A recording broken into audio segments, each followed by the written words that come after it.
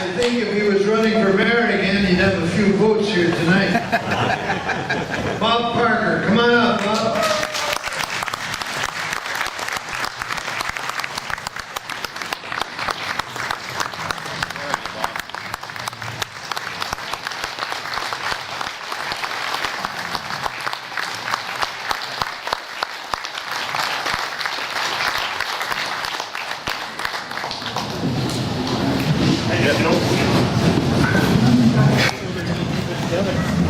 Bob Parker moved to the back when he was a teenager. It didn't take him long to get involved in sports in the back in Onaping Falls. Bob excelled in hockey and fastball. He was very active in both sports, and he spent decades participating, coaching, and managing. You often hear this saying, politics and sports don't mix. Well, Bob dispelled that rumor in a hurry. He quickly had the community on his side. He continued, not only as mayor, but to do all the things he was doing in the athletic world. And in the 80s and the 90s, when he added the mayor's seat to his lengthy resume, the town of Onaping Falls was bustling with junior hockey. Bob helped launch the Onaping Falls Huskies. He coached winning back-to-back intermediate B and OHA championships. He was instrumental in transitioning the NOHA from a junior B league to a junior A league.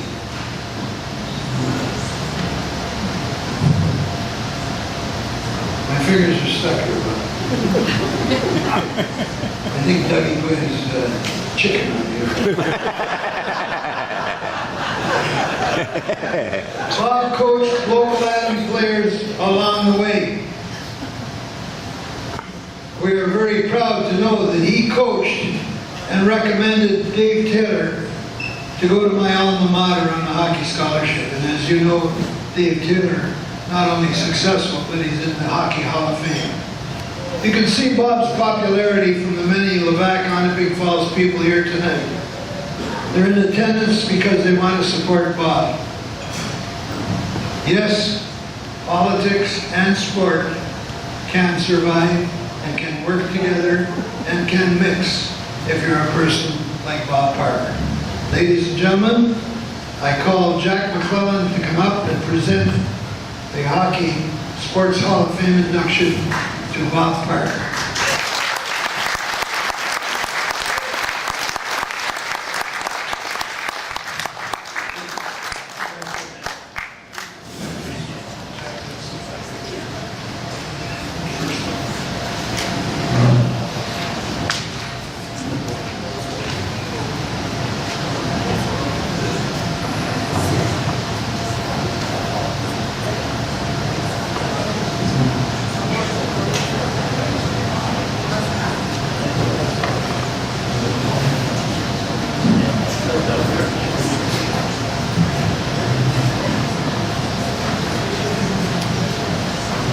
Thank you, Joe. Now you know why the council meetings were so long.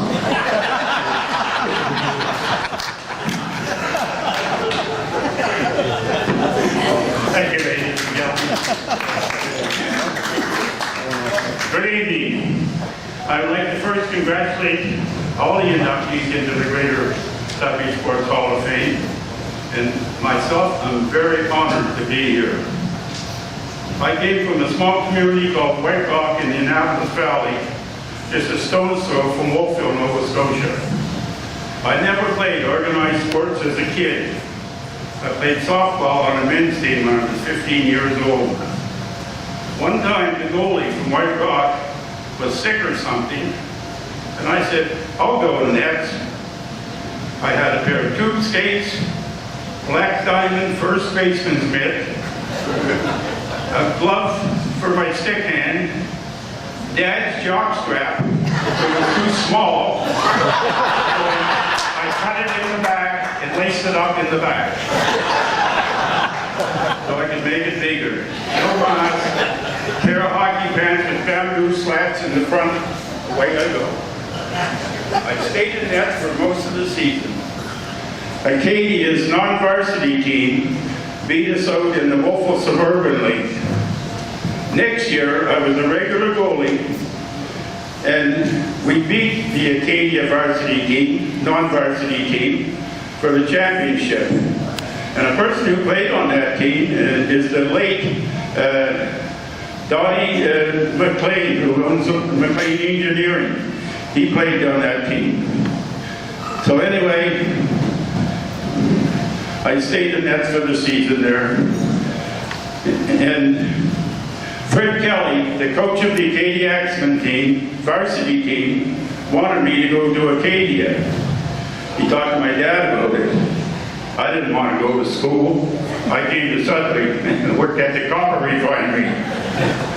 Frank McKinnon wanted me to go for the Quad Flyers, but as we checked things out, I was 2 months too old. And at the refinery one night, I had 13 breakaways and I stopped them all.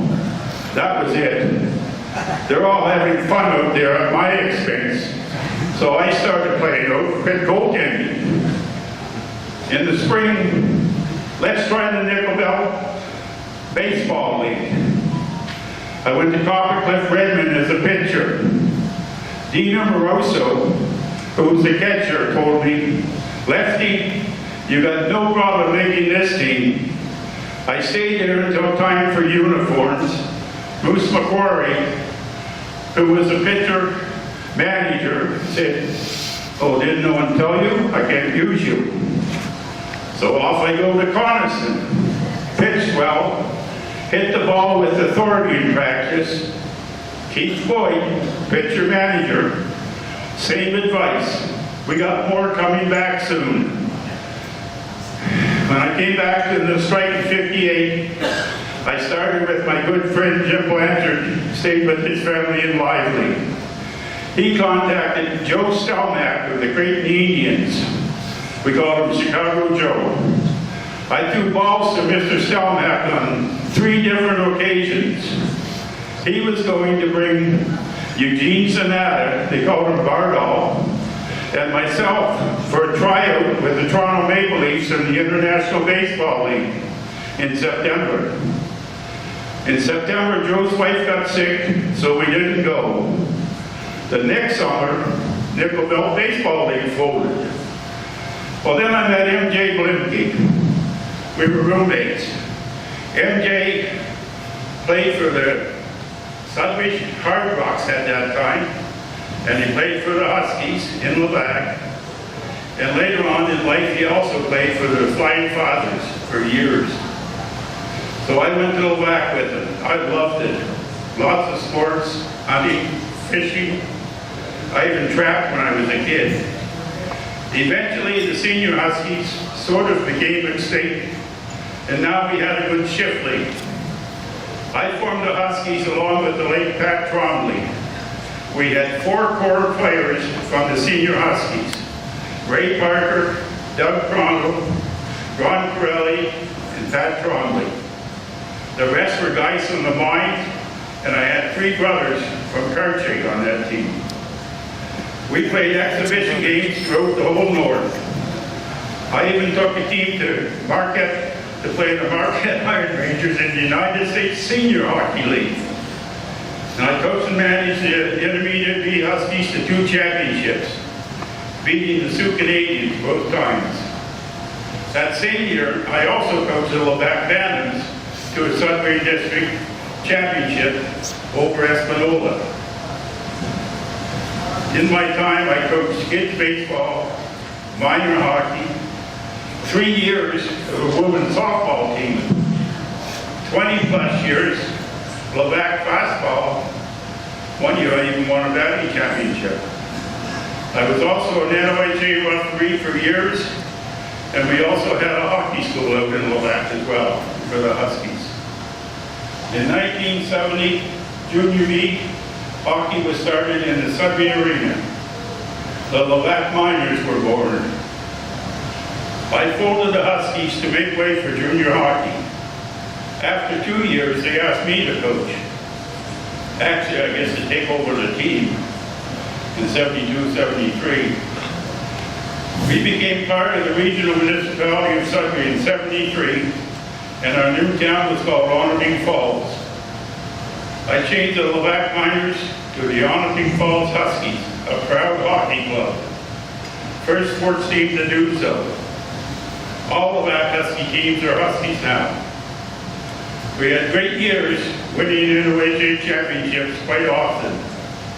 There was no Junior B playoffs against the South, so Jim Aspen, the NOHA Secretary Manager, mentioned to me to try and turn the league into Junior A.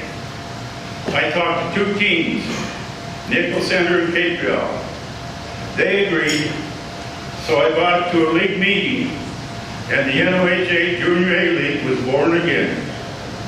And that has now 16 teams, and our Sudbury Cubs went to the quarterfinals in Calgary this year.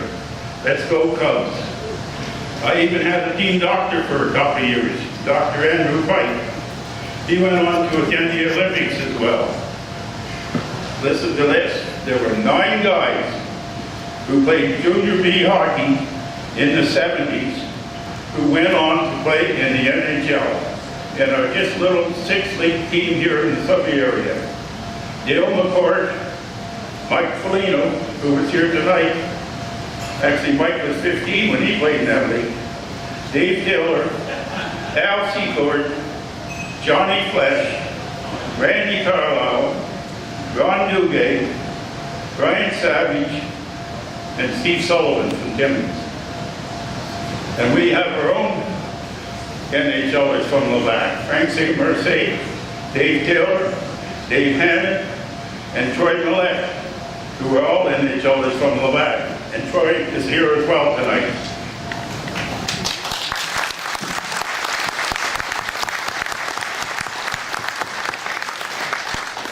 Always promoting the Huskies. We're playing the Wawa Travelers in the championship series. I phoned Danny Gallivan on Nuns Island in Montreal and asked him to mention it on his telecast, and he did. Of course, Danny was Montreal Canadiens play-by-play announcer on TV for years. One year we were in 3rd place in January, and Mort Colbeck and Danny Cody were at Laurentian with the Voyageurs. But they had not played a game, they were just practicing. I phoned Terry Talentino of the NOHA office in North Bay to see if I could bring them back. He said, did they play any games? And I said, no, I told them they hadn't played.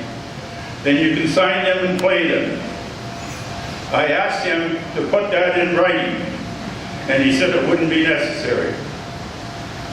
One team questioned it at a meeting, and we're going to phone Talentino.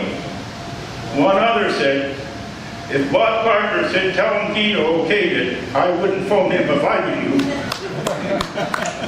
With those 2 players, we won another championship. Just getting them 2 guys back. There you go, boys.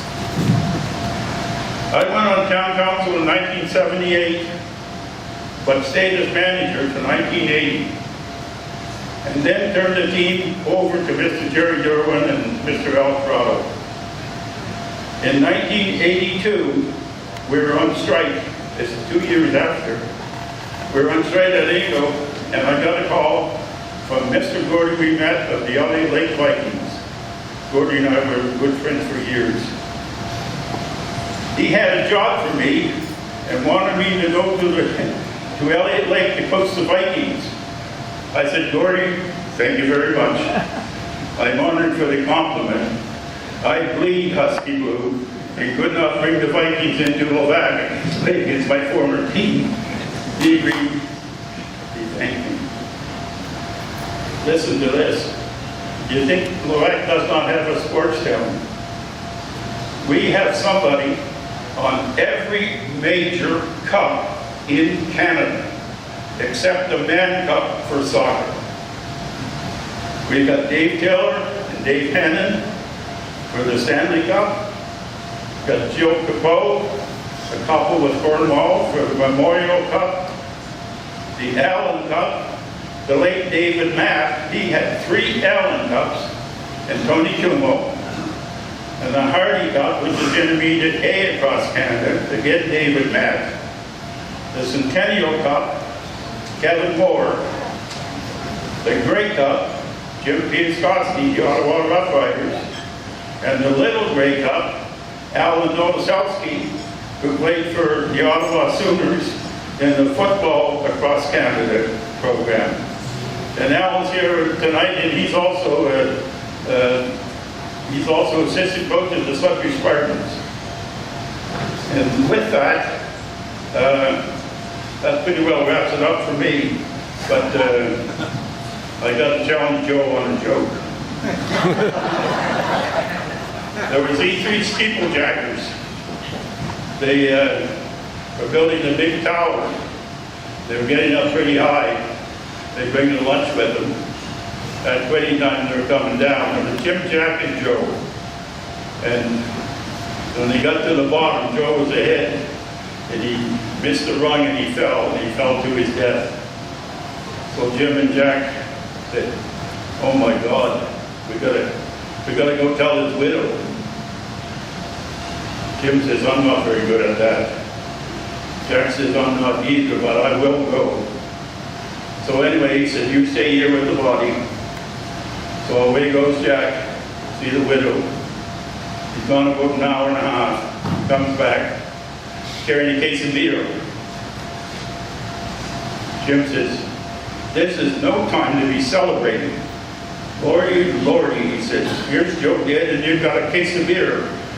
He says, "Why didn't you go and see the widow?" He said, "I did go and see the widow." He said, "You did not." He said, "I did." He said, "You went to the beer store." But he said, "I went and seen the widow. I knocked on the door. She came to the door. She was looking very lovely." I said, "Hi, Joe's widow." She said, "I'm no widow." I said, "I'll bet you a case of beer in the yard."